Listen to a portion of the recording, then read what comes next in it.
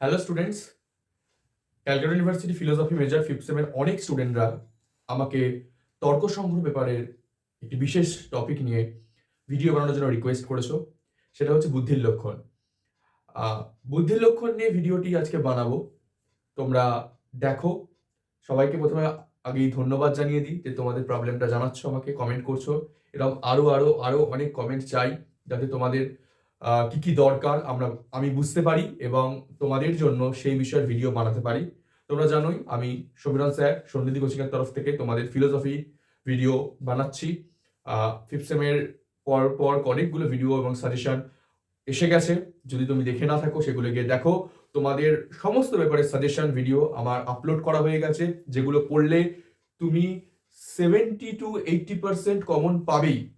90%ও common পেতে পারো, 90%ও common পেয়ে যেতে পারো।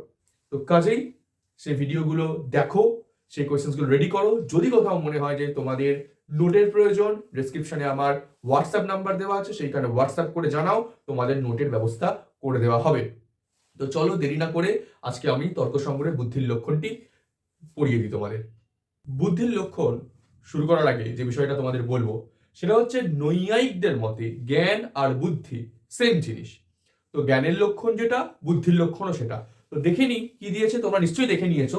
সেটা হচ্ছে সর্বব্যবহার হেতুর্গুণ বুদ্ধি জ্ঞানম।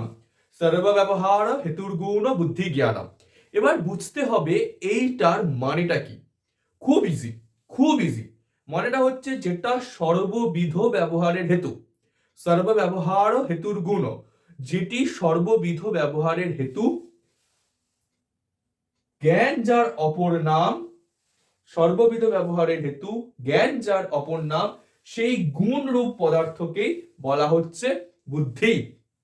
তাহলে যেটা সর্ববিধ ব্যবহারের হেতু, জ্ঞান যার অপর নাম, সেই গুণস্বরূপ পদার্থকেই বলা হয় বুদ্ধি। এই ছিল বুদ্ধির লক্ষণ। এইবার এটার মানেটা কি? এটার মানেটা কি? এটার মানেটা হচ্ছে সর্বব্যবহার। সর্বব্যবহার কথাটার মানেটা কি? আমরা সারাদিন নানা রকম ব্যবহার করি। ব্যবহার মানে কাজ বাজ করা। কি করি? আমরা গ্রহণ করি, কিছু জিনিস গ্রহণ করছি, ত্যাগ করে দিচ্ছি অর্থাৎ বর্জন করছি, কিছু জিনিস উপেক্ষা করছি, আমরা শব্দ প্রয়োগ করে কথা বলছি। এই যে এত রকমের কাজ করছি, এইটিকেই বলা হচ্ছে সর্বব্যবহার শব্দের ব্যবহার শব্দের মানে। তাহলে এগুলো হচ্ছে কি কি? গ্রহণ, বর্জন, শব্দ প্রয়োগ, এইগুলো।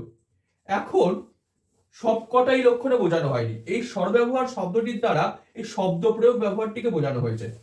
সর্বব্যবহার শব্দটির দ্বারা লক্ষণের মধ্যে বোঝানো হয়েছে খালি শব্দ প্রয়োগের ব্যবহারটা।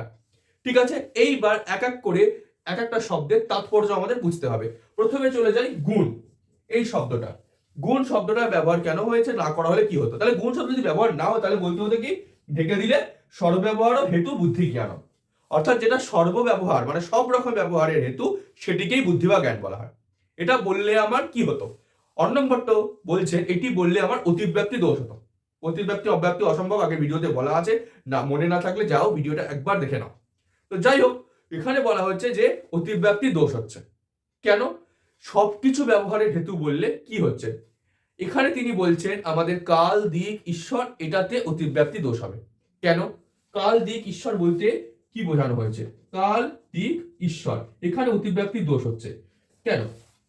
কাল মানে হচ্ছে কি? টাইম। দিক মানে হচ্ছে স্পেস, মানে কোনো স্থান। ঈশ্বর, ন্যায় দর্শন অনুযায়ী আমাদের যাবতীয় কাজের পেছনেই এই তিনটে জিনিস অন্তত থাকে। আরো কিছু থাকতে পারে, তিনটা অবশ্যই থাকে। যেমন তোমাকে যদি এখন বলি আমি, তুমি কোথায় আছো, সাপোজ কোথায় আছো নয়, কোথাও জিজ্ঞেস করলাম তুমি গতকালকে কোথায় ছিলে রাত্রিবেলা, তুমি ভাবছো কি হয়তো তুমি নিজের বাড়িতেই ছিলে, বিছানাতে বসেছিলে, হতে পারে। তো তোমাকে এটা ভাবতে গেলে একটা সময় এবং আর একটা স্পেসে তো ভাবতেই হচ্ছে, অর্থাৎ একটা টাইম এবং স্পেস অর্থাৎ কাল আর দিকে ভাবতেই হচ্ছে। তো এইটা ছাড়া আমি কোনো ব্যবহারই করতে পারবো না। কোনো জিনিস গ্রহণ করেছি, কোনো জিনিস ত্যাগ করেছি, কোনো শব্দ প্রয়োগ করেছি, প্রত্যেক কটার জন্য একটা টাইম এবং স্পেসের আমার প্রয়োজন হয়। তো এই জিনিসটা সব ব্যবহারের ক্ষেত্রে রয়েছে, সব ব্যবহারের ক্ষেত্রে রয়েছে। এই এছাড়াও নৈয়ায়িকরা বিশেষ করে যেহেতু ঈশ্বর তারা স্বীকার করেন, তাদের বক্তব্য হচ্ছে ঈশ্বর সব কিছুতে রয়েছে।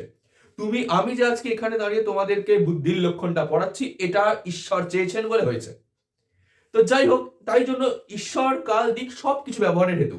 তাহলে এখন যদি বলা হয় সর্বব্যবহার বুদ্ধি জ্ঞানম, তাহলে বলতে হবে এইগুলোই হচ্ছে জ্ঞান একমাত্র, এগুলোকে একমাত্র বুদ্ধি জ্ঞান বলতে হবে। কিন্তু তা তো নয়, কারণ এগুলো গুণ স্বরূপ পদার্থ নয়, এগুলো গুণ নয়। জ্ঞান হতে গেলে সেটাকে গুণও হতে হবে। তাই জন্য এইখানে আমার অতিব্যাপ্তি হচ্ছিল, ঠিক আছে, এইখানে আমার অতিব্যাপ্তি হচ্ছিল। এই দোষটি কাটানোর জন্যই আমাদের লক্ষণেতে অন্নং ভট্ট গুণ শব্দটা ব্যবহার করেছেন। ক্লিয়ার, বোঝা গেছে? এইবার দেখি তিনি সর্বব্যবহার ও এই শব্দটির দ্বারা কি বোঝাতে চেয়েছেন। সর্বব্যবহার শব্দটি তাৎপর্য বলতে গেলে আমি যদি ঢেকে দিই, এটা কি হবে? গুণ বুদ্ধি জ্ঞানম, গুণ ও বুদ্ধির জ্ঞানম। অর্থাৎ গুণকেই কেবলমাত্র বুদ্ধি বলতে হবে আমাকে, গুণকেই কেবলমাত্র জ্ঞান বা বুদ্ধি বলতে হবে। কিন্তু তা তো নয়, গুণ তো বুদ্ধি বা জ্ঞান না। গুণ বলতে কি হয়? রূপ, রস, এগুলো। যেমন আমি বলবো এই জামাটার রং কি? লাল। তুমি খালি বলে লাল পরে আছি, লাল পরে আছি, হতে পারে জামা মানে জ্যাকেটটা লাল পরে আছি, তো এটা এটা জ্ঞান নয়। তাহলে এখানে আমার অতিব্যাপ্তি হচ্ছিল, যে অতিব্যাপ্তিটা এই সর্বব্যবহার শব্দটি ব্যবহার করার জন্য সেই অতিব্যাপ্তির দোষটা কেটে গেছে। তাহলে আমি কি কি বললাম? সর্বব্যবহার হেতুর গুণ বুদ্ধি জ্ঞানম, এটা বলতে যদি আমি শুধু সর্বব্যবহার বলতে শব্দ প্রয়োগ ব্যবহারটাকে বোঝানো হয়েছে। এবার গুণ ও বুদ্ধির জ্ঞানম, মানে গুণ পদার্থ, গুণ শব্দ যদি বাদ দিতাম তাহলে বলতো সর্বব্যবহার ও বুদ্ধি জ্ঞানম। সর্বব্যবহার বুদ্ধি জ্ঞানম বললে কাল, দিক, ঈশ্বর এখানে অতিব্যাপ্তি হয়ে যাচ্ছিল। এইবার যদি আমি শুধু বলতাম গুণ বুদ্ধি জ্ঞান, তাহলে রূপ, রস এগুলোতে অতিব্যাপ্তি হচ্ছিল। এই দোষ কাটানোর জন্য এই সর্বব্যবহার হেতুর গুণ বুদ্ধি জ্ঞান এইটা বলা হয়েছে বুদ্ধির লক্ষণ হিসাবে। আশা করি বুঝতে পারা গেছে।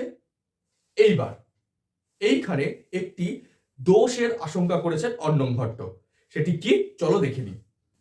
অন্নং ভট্ট যে সমস্যার কথা বলছেন বুদ্ধির লক্ষণে, যেটা সর্বব্যবহার হেতুর গুণ বুদ্ধির জ্ঞানম যে লক্ষণটা দেওয়া হয়েছে, সেখানে তিনি অব্যাপ্তি দোষের আশঙ্কা করেছেন। অব্যাপ্তি দোষ কিসে? সেটা হচ্ছে নির্বিকল্পক, নির্বিকল্পক জ্ঞানের ক্ষেত্রে। নির্বিকল্পক জ্ঞান বা নির্বিকল্প প্রত্যক্ষ যখন আমি পড়িয়েছি, নির্বিকল্পক বলতে বুঝেছি নিষ্প্রকারকম জ্ঞানম নির্বিকল্পকম। এবং সেখানে একটি কোয়েশ্চেন তোমাদের ইম্পর্টেন্ট তোমাদের জন্য আছে, নির্বিকল্পক জ্ঞান কি প্রমা? সেটা প্রাচীন নৈয়ায়িকরা প্রমা বলেছে, কিন্তু নবনৈয়ায়িকরা প্রমা বলেনি। যাই হোক, সেটা অন্য প্রসঙ্গ। কিন্তু নির্বিকল্পকটাকেও জ্ঞান বলা হয়। কিন্তু নির্বিকল্পক জ্ঞান কোনো আমার হোমে যজ্ঞে কিছুতে লাগে না, সেটা আমার জ্ঞান, সেটাও জ্ঞান। কিন্তু এখন যখন এই সর্বব্যবহার কথাটা ব্যবহার করা হচ্ছে, মানে সবকিছু ব্যবহার, গ্রহণ, উপেক্ষা ইত্যাদিতে বলা হয়েছে। আমি যখন বললাম সেটা শব্দ প্রয়োগটা মেইনলি এখানে ব্যবহার করা হয়েছে। তো নির্বিকল্পক তো কোনো ব্যবহারই লাগছে না, কারণ সেটা নিষ্প্রকারকম। নির্বিকল্প কি? নিষ্প্রকারকম জ্ঞানম নির্বিকল্পকম, সেটা কোনো আমার ব্যবহারই লাগছে না। ওটা দিয়ে না করতে পারবো কিছু শব্দ প্রয়োগ, কারণ আমি বলতেই পারবো না আমার কি জ্ঞান হয়েছে। নির্বিকল্পক কোনো কি জেনেছি সেটা বলতেই পারা যায় না, কারণ আমার প্রকার বা বিশেষণের জ্ঞানটা হয় না।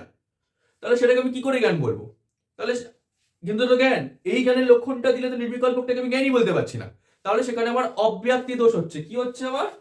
অব্যাপ্তি, অব্যাপ্তি দোষ হচ্ছে। তো অন্নং ভট্ট এবার পড়ে গেছেন ফ্যাসাদে। কি করবেন সেটা তিনি যেটা বললেন, সেটা আমার তো খুব হাস্যকর লেগে, তোমাদের কেমন লাগবেই জানি না। তিনি বললেন এইটা ঠিক জ্ঞানের লক্ষণ নয়, এটা ঠিক জ্ঞানের লক্ষণ না, জ্ঞানের পরিচয় করালাম জাস্ট তোমাকে, জ্ঞানের পরিচয় করলাম। কিন্তু জ্ঞান কি বুঝতে গেলে আমাকে দীপিকা টিকাতে তিনি বললেন বলতে হবে এইটা, এইটা জানা আমি ইতি অনুব্যবসায়গম্য জ্ঞানোত্তম। ঠিক এইরকম হুটফাট করে মুড সুইং তার কেন হয়েছে অন্য নম্বরটা তুমি তর্ক সংগ্রহতে আমি জানি না। এক বলছেন, এই পরে কি অন্য বলছেন। আমার পার্সোনালি নৈয়ায়িকদের এই জন্য একটু মানে অন্যরকম লাগে। আমার যেন ওরা কিছুতে ওরা স্যাটিসফাইড হতে পারছে না। কেন যে তারা স্যাটিসফাইড নয় কিছুতে জানি না। এবার অপরকেও স্যাটিসফাইড করেছেন কিনা আমি জানি না, তো নিজে স্যাটিসফ্যাকশন পেয়েছে কিনা সেটাও আমি জানি না। তো যাই হোক, তিনি কে বললেন জানা আমি ইতি অনুব্যবসায়গম্য জ্ঞানোত্তম, এটা আমাকে বুঝতে হবে। দীপিকা টিকায় বলে দিলেন। তো এইবার এইটার মানেটা আবার কি? এখানে আমাকে বুঝতে হবে এই অনুব্যবসায় মানেটা কি। অনুব্যবসায় বোঝার আগে ব্যবসায়কে বুঝতে হবে। ব্যবসায় বলতে বোঝানো হয় নিশ্চিত জ্ঞানকে। ব্যবসায়াত্মক জ্ঞান মানে নিশ্চয়াত্মক জ্ঞান, যেটা নিশ্চিত ভাবে জানতে হবে সেটাকে ব্যবসায়াত্মক জ্ঞান বলা হয়। আর ব্যবসায় মানে বুঝলাম নিশ্চিত, আর এই অনু বলতে বোঝানো হয় পশ্চাৎকে। অনু মানে বোঝানো হয় পশ্চাৎকে। ঠিক আছে, অনুব্যবসায় মানে হচ্ছে নিশ্চিত জ্ঞানের পরবর্তী জ্ঞানকে বলে অনুব্যবসায়াত্মক জ্ঞান। নিশ্চিত জ্ঞানের পরবর্তী যে জ্ঞানটা আমার হচ্ছে সেটাকে বলা হচ্ছে অনুব্যবসায়াত্মক জ্ঞান। এইবার তাহলে এটা বুঝতে কি করে হবে, তো জানা আমি ইতি অনুব্যবসায় গম্য জ্ঞানোত্তম, মানে অনুব্যবসায় গম্য জ্ঞানী আমাকে জ্ঞান বলতে হবে। অনুব্যবসায় যখন জানছি মানে ব্যবসায়াত্মকের মানে নিশ্চিত জ্ঞানের পরে যেটাকে জানছি সেটাকে আমাকে জ্ঞান বলতে হবে। ব্যাপারটা এক্সাম্পল দিয়ে বোঝাই, বুঝতে সুবিধা হবে। প্রথমে যখন আমরা একটা জিনিস জানছি, সাপোজ একটা ঘটকে জানলাম, তাহলে বললাম কি অয়ং ঘট, মানে এটি ঘট, এইটুকুনি আমার জ্ঞান হয়েছে। তোমার প্রথমবার কেউ ঘট দেখেছে, তুমি ঘট দেখে জানতে পারছো এটি ঘট বলা হয়, কিন্তু তোমার কি সব ঘটের জ্ঞান হয়ে গেছে? হয়নি। সেটা কখন হয়? এই নিশ্চিতভাবে একটি ঘট জানার মানে বিশেষ ঘট জানার পর তোমার জ্ঞানটা ধীরে ধীরে হয়, সেটা হচ্ছে ঘটত্ব জাতির। ঘট জ্ঞানের পরে তোমার ঘটত্ব জাতির জ্ঞান হয়, তাহলে নিশ্চিত জ্ঞানের পরে গিয়ে তোমার ঘটত্বের জ্ঞান হয়।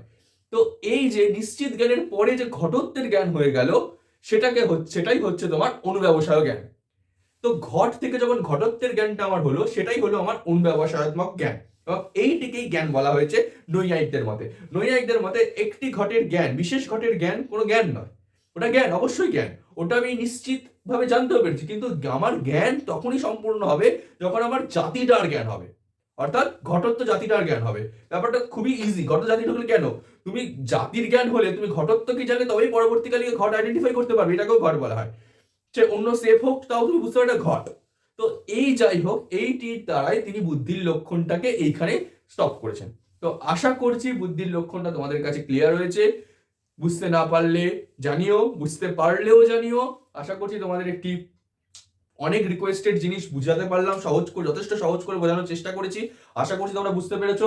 ভালো লাগলে কমেন্টে জানিও, এবং এই সংক্রান্ত তর্ক সংগ্রহ সংক্রান্ত নোট লাগলে সেটিও জানিও, ব্যবস্থা করে দেবো। পরীক্ষা খুব কাছাকাছি এসে গেছে, কদিন বাদেই পরীক্ষা। আশা করছি প্রস্তুতি একদম তুঙ্গে। সন্নিধি কোচিং এর তরফ থেকে তোমাদের সকলকে জানি অল দ্য বেস্ট। ভিডিওটি ভালো লাগলে লাইক করো, শেয়ার করো ভিডিওটা, সাবস্ক্রাইব করো আমাদের YouTube channel, Facebook page Sannidhi coaching, দুটোকেই তোমরা ফলো করো, সাবস্ক্রাইব করো। এখানেই আমি আজকে ভিডিও শেষ করলাম। ধন্যবাদ।